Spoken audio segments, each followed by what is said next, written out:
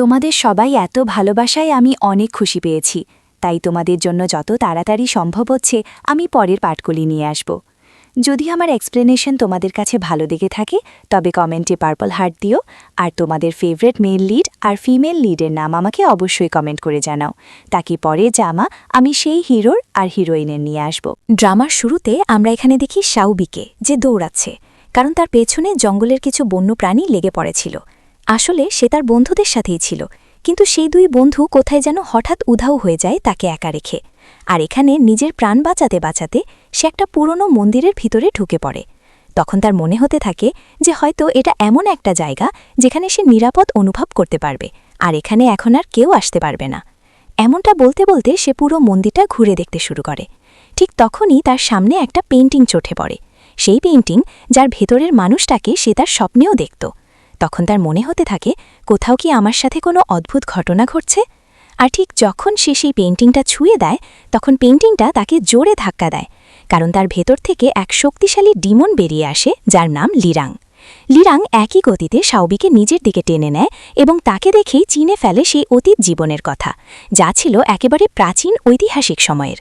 তখন শাওবি ছিল শাসা নামে পরিচিত এবং সে ছিল এক ডিমন হান্টার।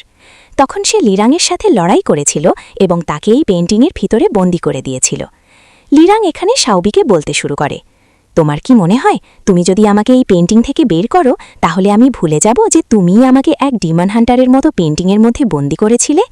ঠিক তখনই শাওবি তার হাতে থাকা সাপটাকে লক্ষ্য করে।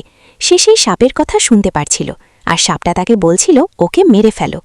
শাওবি সাপটাকে দেখেই সরে যায় এবং চিৎকার করতে শুরু করে। সে জিজ্ঞেস করে, তুমি কে আর এসব কি বলছো? এখানে লিরাং মনে করতে থাকে যে এই মেয়েটা ইচ্ছে করেই অজুহাত দিচ্ছে যাতে আমি তার কথায় ভুলে যাই এবং সময় নষ্ট করি। তারপর সে আবার আমাকে কোনো পেইন্টিং বা গাছের মধ্যে বন্দী করে ফেলবে, তাই সে তার উপর প্রতিশোধ নিতে তাকে মেরে ফেলতে চায়। কিন্তু তখন একটা অদ্ভুত ব্যাপার ঘটে। ঠিক যখন সে শাওবির গলা চেপে ধরে তখন হঠাৎ লিরাং নিজেই ব্যথা অনুভব করতে শুরু করে। তখন সে তাদের দুজনের হাতের ট্যাটু লক্ষ্য করে, যা একদম একই রকম। এর মানে এখন তাদের ভাগ্য একে অপরের সাথে জড়িয়ে গেছে, আর যদি শাওবির সামান্য আচরও লাগে সেই ব্যথাও লিরাং অনুভব করবে। শাওবি একটা বড় লাঠি তুলে নিয়ে দূরে সরে যায়। সে বলে, দেখো আমার কাছে আসবে না, না হলে সত্যিই তোমাকে মারব, আমি মার্শাল আর্ট জানি। এদিকে লিরাং ভাবতে থাকে যে হয়তো এই মেয়েটার স্মৃতি হারিয়ে গেছে আর এখন সে এক ভীতু মেয়ে হয়ে গেছে। সে ধীরে ধীরে তার পেছনে আসে। শাওবি তখনও চিৎকার করে যাচ্ছে। লিরাং তাকে বলে, চুপ থাকো, এখন আমার জীবন তোমার উপর নির্ভর করছে, আমি আমার প্রতিশোধও নিতে পারবো না, তাই তোমাকে খুব সাবধানে থাকতে হবে। মনে রেখো তোমার শরীরে সামান্য আঁচড়ও লাগা চলবে না। শাওবি ভাবতে থাকে, এ কেমন ডিম্যান, আগে আমাকে মারতে চাইছিল আর এখন আমাকে রক্ষা করছে। সে ভাবে আগে এখান থেকে যেভাবেই হোক পালাতে হবে, তাই সে শুধু মুখে মুখে লিরাংকে প্রতিশ্রুতি দেয় যে সে তার কথা মেনে চলবে।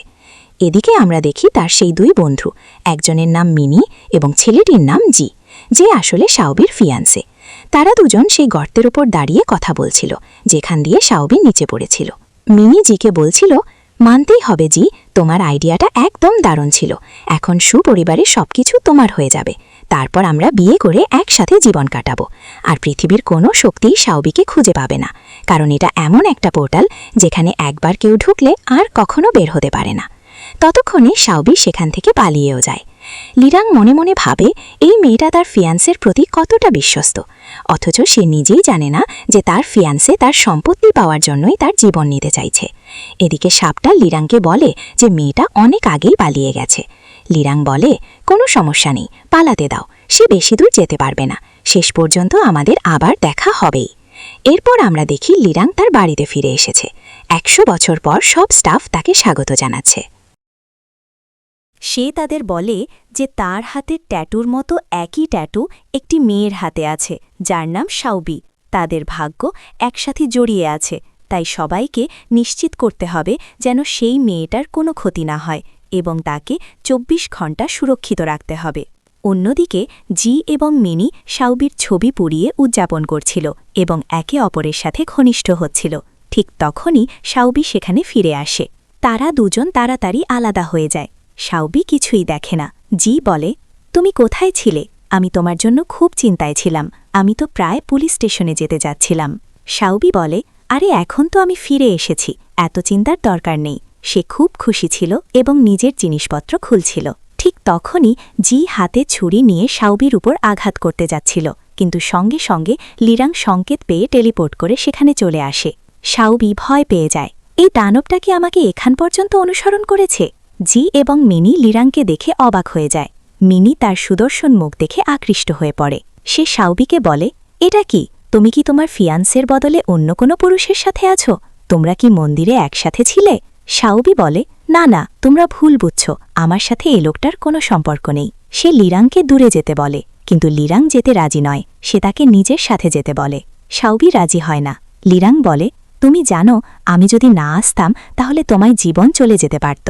এটা শুনে জি অবাক হয়ে যায়, এই লোকটা এসব কিভাবে জানে? কিন্তু শাওবি কিছুই বিশ্বাস করতে চায় না। সে বলে, জি এমন একজন মানুষ যার সাথে আমি আমার জীবন কাটাতে যাচ্ছি, সে আমাকে মারবে, এটা অসম্ভব। মিস্টার লিরাং এখানে বলতে শুরু করে যে সে ভুল নয়। সেই ভিলেজটাও খুব ভালো জায়গা ছিল, যেখানে তোমাকে মেরে ফেলার জন্য সেই গর্তে ফেলে দেওয়া হয়েছিল। এই কথা শুনেই এখানে জি ঘাবড়ে যায় এবং সাবিকে দেয়া শরীরে সেই আঘাতের দাগগুলো দেখাতে শুরু করে, যেগুলো সে সাবিকে খুঁজতে গিয়ে পেয়েছিল। সাবি তো খুবই ইমপ্রেস হয়ে যায়, আর লিরাং বলতে থাকে যে জিয়ের পুরো জীবনটাই আঘাতে ভরা। কিন্তু এখানে সাবি তার কথাগুলো বিশ্বাস করতে চায় না। সে বলতে থাকে, দেখো, 7 বছর আগে জি নিজের জীবন বাজি রেখে আমার জীবন বাঁচিয়েছিল, আর তুমি বলছো সেই মানুষটাই আমার জীবন নিতে চায়? এটা একদমই সম্ভব নয়। সে আমার লাইফের লাভ, আর আমি বিয়ে করব তো শুধু তার সাথেই, আমি তোমার সাথে কোথাও যাব না। এদিকে জি জানে যে ওটা আসলে তার নিজের সেলফ ইনজুরি ছিল, সে এখানে সাবিকে বাঁচায়নি। আর তখন লিরাং রাগে তাকে নিজের সাথে চলতে বলে। তখন জি সাবির হাত ধরে ফেলে, কিন্তু লিরাং তার চোখের পাওয়ার দিয়ে দুজনকেই ফ্রিজ করে দেয়। সাবি ভয় পেয়ে যায় এবং বলে, না, তুমি এদের দুজনকে আঘাত করতে পারো না, আমি তোমার সাথে যেতে রাজি আছি। তারপর সে লিরাংয়ের সাথে সেখান থেকে চলে যায়। যখন তারা বাড়িতে পৌঁছায় তখন লিরাং তাকে বলে, দেখো, সে তোমার ফিয়ান্সে বলে আমি এখন কিছু করছি না, কিন্তু আমি জিয়ের আসল রূপ জানি। তুমি না থাকলে আমি অনেক আগেই তাকে মেরে ফেলতাম। সাবি বলে, দেখো, তুমি কোন দুনিয়া থেকে এসেছো জানি না, কিন্তু এই দুনিয়ায় কাউকে হত্যা করা ভালো নয়। আইনের দিক থেকে তোমার শাস্তি হতে পারে, ফাঁসিও হতে পারে, আর অনেক বছর জেলে থাকতে হতে পারে। তখন সে আবার তাকে মনে করিয়ে দেয় যে সে নিজের শরীরকে আঘাত করতে দিতে পারে না। এটা বলেই সে তাকে কামড়াতে শুরু করে। সেই কামড়ের ব্যথা শুধু তার নয়, সাবিও অনুভব করে। সাবি বলে, তুমি এটা কি করছো? লিরাং বলে, আমি আমার একটা মার্ক রেখে যাচ্ছি। সাবি তখন চলে যেতে চাইলে সে তাকে থামিয়ে জিজ্ঞেস করে, এখন কোথায় যাচ্ছ? সাবি বলে, আমি রেবিসের ইনজেকশন নিতে যাচ্ছি। সে বলে, আমি কোনো পশু নই, আমি প্রাচীন যুগের এক মিথোলজিক্যাল ক্রিচার। সাবি বলে, হ্যাঁ, তুমি ওইসব বন্য প্রাণীর মধ্যেই একজন, তাই ইনজেকশন নেওয়া দরকার। তখন সে তাকে এসব বোকা বোকা কথা বন্ধ করতে বলে, কারণ সাবির কিছুই হবে না যদি সে লিরাংয়ের প্রোটেকশনের মধ্যে থাকে। এদিকে সেই স্নেট লিরাংকে বলছিল যে সাবির রক্তের গন্ধ কতটা মিষ্টি। অন্যদিকে আমরা দেখি লিরা তার স্টাফদের কাছ থেকে সাবির সব তথ্য সংগ্রহ করেছে, আর ফরচুন টেলার অনুযায়ী সাবির বেঁচে থাকার সময় খুব কম। তখন লিরাং বুঝতে পারে হয়তো তার মৃত্যু ট্র্যাজিক্যালি হবে, অথবা তার মৃত্যুর পেছনে তার ফিয়ান্সের হাত থাকবে। তবে লিরাংয়ে এতে খুব একটা যায় আসে না, যতক্ষণ না তার নিজের শরীর কোনো বিপদে পড়ছে। অন্যদিকে লিরাংয়ের অরার কারণে সেখানে ফুল পাতা ফুটে উঠতে শুরু করে, এমনকি প্রজাপতিও উড়ে আসে। কিন্তু সাবি সেখানে সবকিছু ভাঙচুর করতে শুরু করে। তখন লিরা তাড়াতাড়ি সেখানে যায়। যখন লিরাং সেখানে পৌঁছায়, সাবি বলে, দেখো, আমি তোমাকে শেষবারের মতো বলছি, আমাকে এখান থেকে যেতে দাও, না হলে তোমার বাড়ির সব জিনিস ভেঙে ফেলবো। এগুলোর দামও বেশ অনেক মনে হচ্ছে। কিন্তু লিরাংয়ের কোনোই যায় আসে না। সে তার পাওয়ার দিয়ে সবকিছু আবার আগের মতো ঠিক করে দেয় এবং বলে, তুমি যা খুশি করো, আমার বাড়ির কিছুই হবে না। এতে সাবি রেগে যায়। সে জিনিসপত্র রেখে ধীরে ধীরে তাকে গালি দিতে শুরু করে। লিরাং বলে, মনে হয় তুমি ভুলে যাচ্ছ, আমি বলেছিলাম আমার শুনতে পাওয়ার ক্ষমতাও খুব বেশি। তাহলে কি মনে করো, তুমি আমাকে গালি দেবে আর আমি শুনব না? তারপর সাবি হেসে তার কাছে গিয়ে মিষ্টি করে বলে, মিস্টার লি, আমি তো ভাবছিলাম আপনার অরা কত সুন্দর, আপনি দেখতে এত হ্যান্ডসাম, আর আপনার কাছে এত পাওয়ারও আছে। লিরাং বুঝে যায় সে মিথ্যা বলছে, সে সেটাও বলে দেয়। তখন সাবি বলে, ঠিক আছে, ভুল আমারই, আমাকে মাফ করে দাও, আমার এমন কোনো ইচ্ছে ছিল না। তার এই নিষ্পাপ মুখ দেখে লিরাং বিশ্বাসই করতে পারছিল না যে এই মেয়ে আর সাশা দুজন এক হতে পারে। এরপর সাবি বলে, দেখো তুমি যা বলবে আমি করতে রাজি, কিন্তু আমাকে এখান থেকে ছেড়ে দিতে হবে, আমাকে আমার স্বাধীনতা দিতে হবে। এদিকে লিরাংয়ের মনে পড়ে যায় ফরচুন টেলারের কথা। সে বলেছিল ফুল নাইটের দিনে তাদের কন্ট্রাক্ট শেষ হয়ে যেতে পারে, তখন তাদের ট্যাটুগুলো মুছে যাবে আর শুধু লিরাংয়ের হাতে থাকবে। তখন যদি সাবি আবার আহতও হয় তবুও লিরাংয়ের কিছুই হবে না। তাই ততদিন পর্যন্ত লিরাংকে সাবিকে নিজের কাছে রাখতেই হবে, নইলে সে পালিয়ে যাবে আর কন্ট্রাক্ট ভাঙা কঠিন হয়ে যাবে। এরপর তার মাথায় একটাই উপায় আসে। সে সাবিকে বলে, ঠিক আছে আমাকে বিয়ে করো। সাবি বলে, আমি তোমাকে বিয়ে করব না। লিরাং বলে, তোমার ফিয়ান্সের চেয়ে আমি তো ভালোই। ও এখন বুঝতে পারছি তুমি কেন বারবার জিয়ের বদনাম করছো। তোমার কাছে তো কোনো প্রমাণই নেই যে জিয়ে আমার জীবন নিতে চায়। এখন বুঝলাম তুমি কেন তার বিরুদ্ধে কথা বলছো, যাতে আমি তাকে ঘৃণা করি আর তোমাকে বিয়ে করি। তুমি কতদূর যেতে পারো? এটা বলে সে বসে পড়ে। তখন লীরা তার সামনে একটি ম্যারেজ সার্টিফিকেটও রাখে। সাবি ভাবে এটা নকল। কিন্তু যখন দেখে ভেতরে সিল স্ট্যাম্প সবই আছে, তখন তার মনে আরেকটা স্মৃতি ফিরে আসে, যেখানে তারা গিয়ে সার্টিফিকেট নিয়েছিল। সাবি বলে, কিন্তু আমি তো এখানেই আছি, আমি জানিই না আমি সেখানে কখন গিয়েছিলাম।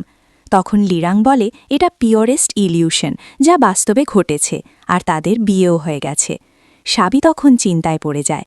এরপর লিরাং তার ছোট স্নেকটাকে সেখানে রেখে চলে যায়, যাতে সে সাবির ওপর নজর রাখতে পারে। কিন্তু ভুল পড়ে সাবি সেই স্নেকের ওপর পা দিয়ে দেয়। তখন স্নেক চিৎকার করতে থাকে। সাবিও তার আওয়াজ শুনতে পায়। সে তাকে তুলে নিয়ে বলে, তুমি কত কিউট একটা ছোট স্নেক।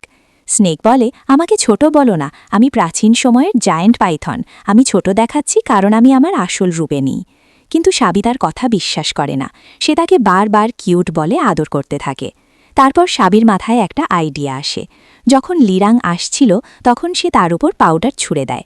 রেগে গিয়ে লিরাং তার গল চেপে ধরে, কিন্তু তারপর তার মনে পড়ে ব্যথা তো তাকেও অনুভব হবে।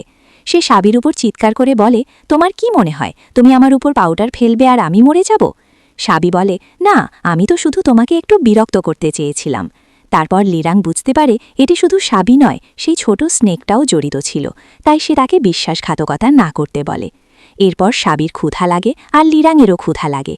তখন সাবি বুঝতে পারে বেঁচে থাকার জন্য তাকে কিছু না কিছু খেতেই হবে। সে বলে, দেখো মিস্টার স্নেক, আমার খুব ক্ষুধা লেগেছে। তখন তাদের মধ্যে একটু কাছাকাছি ভাব তৈরি হয়। লিরাং বলে, আমারও ক্ষুধা লেগেছে। সাবি সন্দেহ করে বলে, তুমি আমাকে খেয়ে ফেলবে না তো? সে বলে, তোমার শরীরের মাংস এত বিশেষ নয়, তাই তোমাকে আমি খাবো না। এটা শুনে সাবি খুব খুশি হয়ে যায়। এরপর তারা লাঞ্চ করতে বসে।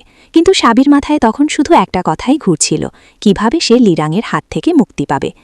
তার মনে হয় হয়তো সে খাবারে বিষ মিশিয়ে দিতে পারে। কিন্তু আবার মনে পড়ে সাপের ঘ্রাণশক্তি খুব তীব্র। যদি সে খাবারটা শুঁকে ফেলে তাহলে বুঝে যাবে বিষ মেশানো আছে, তখন হয়তো উল্টো তাকে সেই বিষ খাওয়াবে। এদিকে লিরাং বুঝেই যায় সে নিশ্চয়ই তাকে মারার কথা ভাবছে। অন্যদিকে সাবি ভাবে, না না, এমন চিন্তা করা ঠিক নয়, আমাকে ভালোবাসা দিয়ে কাজ করতে হবে। হয়তো আমার ভালোবাসায় সে গলে আমাকে ছেড়ে দেবে। তাই সে তাকে খাবার পরিবেশন করে।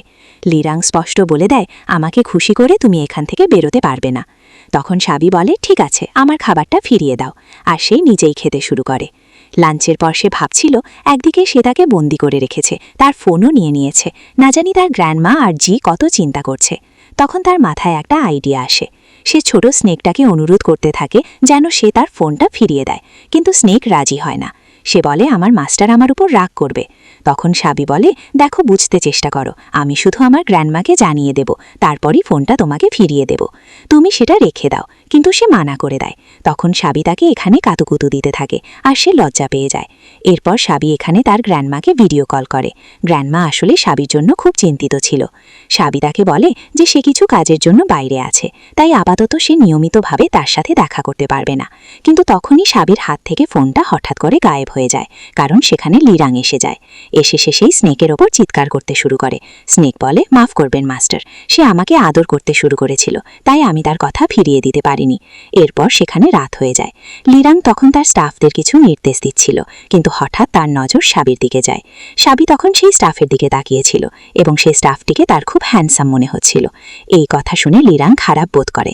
সে ভাবতে থাকে, আমি কি তাহলে হ্যান্ডসাম নই? আমার চার্ম কি সাবির জন্য যথেষ্ট নয়? তখন সেই সেই স্টাফ তাকে বোঝায়, স্যার আপনারা দুজন এখনও তেমন কাছাকাছি হননি, তাই ম্যাডামের দৃষ্টিতে আপনি এখনও তেমন চার্মিং মনে হচ্ছেন না। এটা শুনেই লিরাং সঙ্গে সঙ্গে সাবিকে তুলে নিয়ে যায় এবং তাকে শাওয়ার করানোর জন্য নিয়ে যায়, যাতে সে একটু স্বাভাবিক হতে পারে। রাত হয়ে যাওয়ার পর সাবি আশেপাশে হাঁটাহাঁটি করতে শুরু করে। সেখানে সে কিছু স্টাফকে দেখতে পায়। সে তাদের জিজ্ঞেস করে লিরাং কোথায়। কিন্তু স্টাফরা জানত যে তাদের মাস্টার তাদের কোনো মানুষের সাথে কথা বলতে নিষেধ করেছেন, তাই তারা সেখান থেকে চলে যেতে শুরু করে। তাদের কথা শুনে সাবি বুঝে যায় যে লিরাং বাড়িতে নেই। এরপর সাবির আসল নাটক শুরু হয়। সে পুরো বাড়িতে আগুন লাগিয়ে দেয়, কারণ এখন এটিই একমাত্র উপায় যার মাধ্যমে সে বাড়ির বাইরে বের হতে পারবে এবং সেখান থেকে পালাতে পারবে। অবশেষে সে বাড়ি থেকে বের হয়ে পালিয়ে যায়। তারপর সে প্রথমে তার গ্র্যান্ডমার সাথে দেখা করার জন্য হাসপাতালে যায়, কিন্তু দরজাটা একটু খোলা ছিল।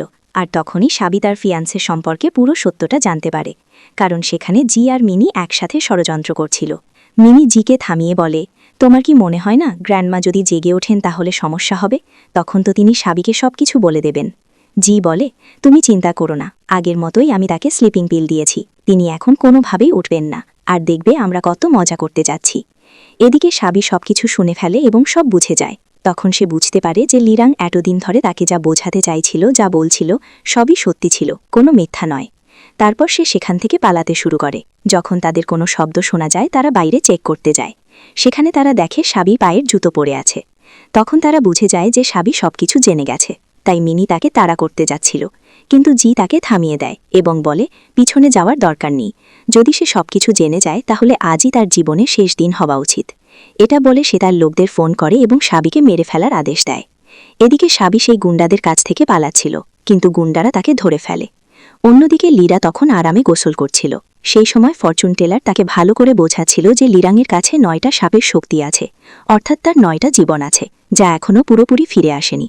তাই লিরাংকে নিজের ওপর বেশি ফোকাস করতে হবে, যাতে সে তার সব 9টা জীবন আবার ফিরে পেতে পারে। এদিকে অপহরণকারীরা সাবিকে অপহরণ করে তাদের আস্তানায় নিয়ে আসে। সেখানে তাদের স্পষ্ট আদেশ দেওয়া হয়েছিল সাবিকে সরাসরি মেরে ফেলতে হবে, কিন্তু তারা ভাবে এত সুন্দর এক মেয়েকে এভাবে মেরে ফেলা খুবই বোকামি হবে। তাই তারা বলে, চলো আগে নিজেদের মজা করে নিই, তারপর তাকে মেরে ফেলব।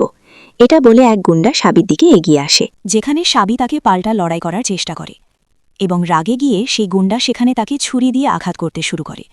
লিরাং প্রথমে মনে করে সাবি হয়তো এখানে নিজেই কোনো মজা করছে, কিন্তু যখন তার হাত থেকে রক্ত বের হতে শুরু করে তখন সে বুঝতে পারে যে সাবি বিপদে আছে, আর সঙ্গে সঙ্গে দ্বিতীয় তলায় উঠে যায় সাবিকে বাঁচানোর জন্য, যা ছিল একেবারে রোমান্টিক এবং হিরোর মতো একটা মুহূর্ত।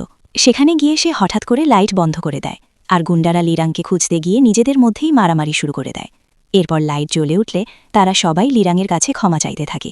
তারা বলে যে যিনি ফোন করেছিলেন তিনি তাদের অর্ডার দিয়েছিলেন এবং সাবিকে মারার জন্য টাকা দিয়েছিলেন। যখন ফোনটা রিসিভ হয় তখন সাবি কণ্ঠস্বর শুনেই বুঝে যায় যে সে জি। তখন লিরাং গুন্ডাদের বলে দিতে বলে যে সাবি মারা গেছে। গুন্ডারা ঠিক তেমনটাই করে যেমন লিরাং বলেছিল। তারা জিকে কনফার্ম করে যে কাজ হয়ে গেছে এবং সাবিকে তারা মেরে ফেলেছে। এরপর লিরাং তাদের যেতে দেয়। এরপর সাবি লিরাংয়ের কাছে ক্ষমা চায় এবং তাকে সাহায্য করতে বলে যাতে সে তার গ্র্যান্ডমাকে বাঁচাতে পারে, কিন্তু লিরাং স্পষ্টভাবে না করে দেয় এবং তাকে তুলে বাড়ির দিকে নিয়ে যায়। সেখানে সে তাকে শাস্তি দেয়, যেখানে সে তাকে কামড় দেয় এবং ধীরে ধীরে সাবির শরীরে বিষের প্রভাব বাড়তে থাকে। সাবি এখনও তার গ্র্যান্ডমার জন্য সাহায্য চাইতে থাকে, কিন্তু লিরাং না করে সেখান থেকে চলে যায়। আর অন্যদিকে সে তার অ্যাসিস্ট্যান্টকে বলে সাবি এবং তার গ্র্যান্ডমার সম্পর্কে সব তথ্য বের করতে। এদিকে সে অনুভব করছিল যে তার নিজের হার্টবিট ধীরে হয়ে যাচ্ছে। তখন সাপ তাকে বলছিল, তুমি কতটা নিষ্ঠুর, ওই মেয়েটা এখানে জমে যাচ্ছে আর তুমি তাকে বাঁচাতেও চাইছ না। ঠিক তখনই যখন সে ভিতরে যায় সাবি তাকে জড়িয়ে ধরে এবং তাকে সরি বলে।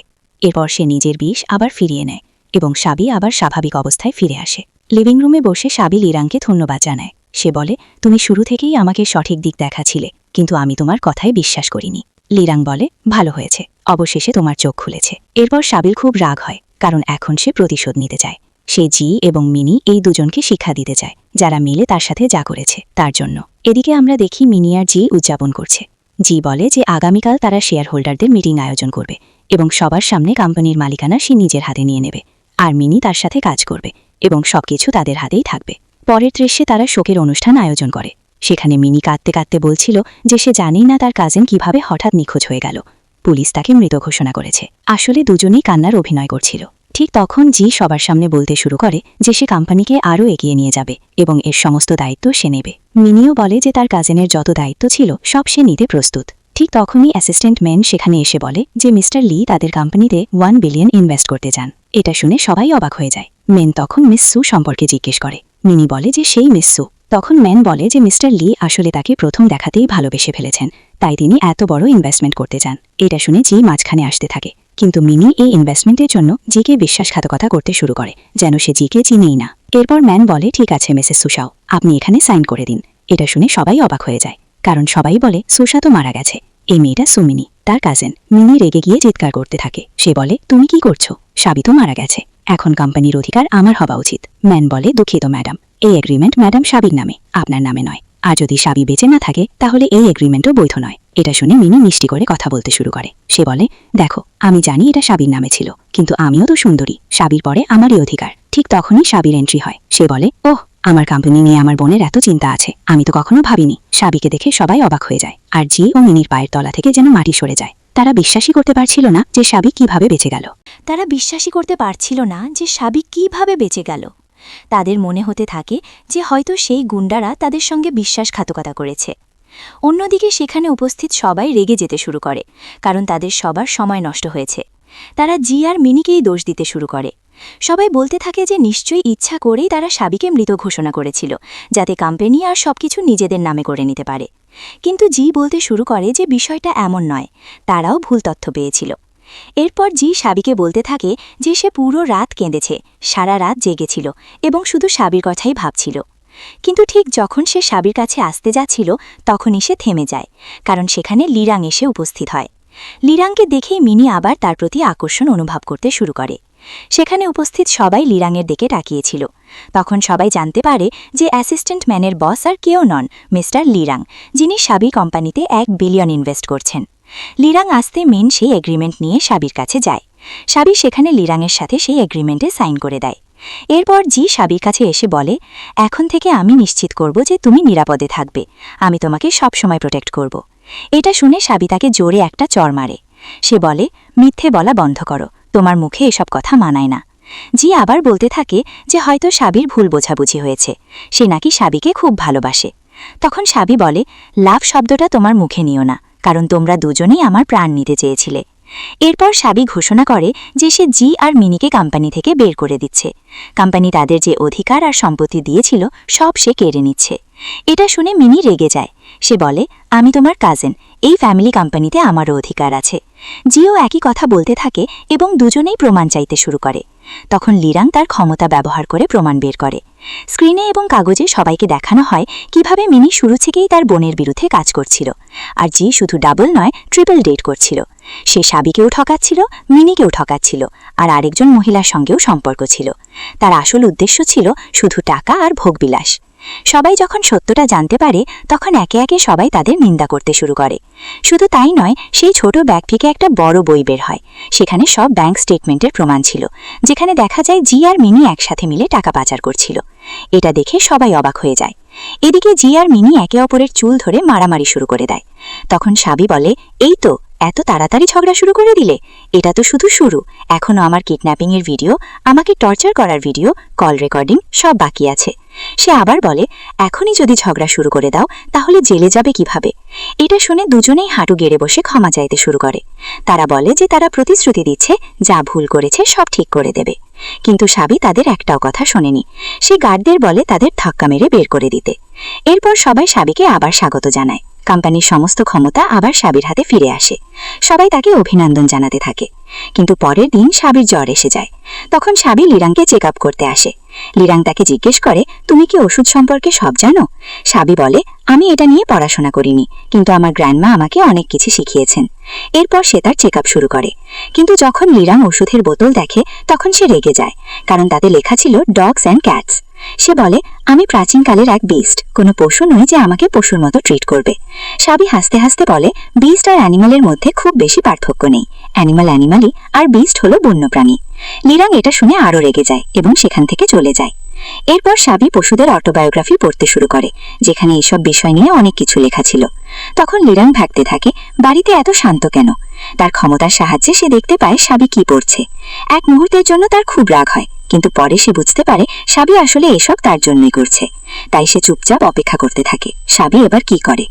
এরপর সাবি লিরাংয়ের জন্য একটি স্পেশাল ডিশ বানিয়ে নিয়ে আসে। লিরাংয়ের আশা অনেক বেড়ে যায়। সাবি বলে, আমি অনেক রিসার্চ করেছি, এটা তোমার নিশ্চয়ই ভালো লাগবে এবং তোমাকে ভেতর থেকে হিলও করবে।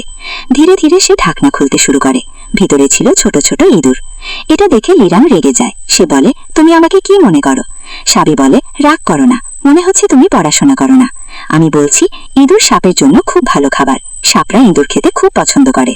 লিরাং বলে, তুমি কি মনে করো না যে এক প্রাচীন বিস্ট আর সাপের মধ্যে পার্থক্য আছে? সাবি বলে, আমি তো জানি তোমার একটা ছোট পাইথান আছে, আর তুমি দেখতে এত হ্যান্ডসাম মানুষের মতো, তার বেশি আর কত পার্থক্য হবে? তারপর যখন লিরাং ভালো করে ইঁদুরগুলো দেখে তখন বোঝা যায় সাবি ইঁদুরগুলোর মাথায় স্ট্রবেরি হেয়ার ক্লিপ লাগিয়ে দিয়েছে। সাপটা এসে লিরাংকে দেখে হাসতে শুরু করে। লিরাং রেগে সাপটাকে অদৃশ্য করে দেয় এবং নিজেও অদৃশ্য হয়ে যায়। যাওয়ার সময় বলে, পরের বার কিছু চেষ্টা করো না। রাত হয়ে যায় কিন্তু সাবি হাল ছাড়ে না। অন্যদিকে এক ফরচুন টেলার জিকে বোঝাচ্ছিল যে তাকে শারীরিক আকর্ষণের দিকে মনোযোগ দিতে হবে এবং ইঙ্গিত দিচ্ছিল সাবির দিকে। এরপর জি নিজের শরীর দেখিয়ে সাবির সামনে ফ্লেক্স করতে যায়, কিন্তু সাবির কোনোই আগ্রহ ছিল না। সাবি বলে, হ্যাঁ হ্যাঁ, আমি জানি তুমি এক প্রাচীন বিস্ট, তোমাদের তো কাপড় পরার অভ্যাসও ছিল না, আগের সময়ে কে আর কাপড় পরতো? এটা শুনে লিরাং আরো রেগে যায়। সে ভাবতে থাকে, এই মেয়েটা এতটা নির্দোষ নাকি খুবই বোকা। এরপর সাবি বলে, দেখো, আমি তোমার জন্য স্পেশাল চিকেন বানিয়েছি। সাপরা চিকেনও খেতে পছন্দ করে, তবে চিন্তা করো না, মাটিতে রাখবো না, আমি একটা স্পেশাল জায়গা খুঁজে পেয়েছি। সে তাকে বাগানে নিয়ে যায়। সেখানে সে ক্যাম্পিং এর মতো করে সব সাজিয়েছিল। সেখানে বসে সাবি বলে, আমি পড়েছি সাপরা একা শান্তিতে খেতে পছন্দ করে, তাই আমরা এখানে এসেছি যাতে কোনো শব্দ না থাকে। লিরাং তাকে চুপ করতে বলে। সে বলে, পরিবেশটা খুব সুন্দর, কিন্তু আমাকে প্রাণী বা বিস্ট মনে না করে মানুষ হিসাবে ভাবলে ভালো হয়। তারপর তারা চিকেন খেতে থাকে। সাবি আকাশের দিকে তাকিয়ে বলে, তুমি তো অনেক পুরনো যুগের, তখন শুটিং স্টার দেখা খুব সাধারণ ছিল, এখন তো খুবই বিরল।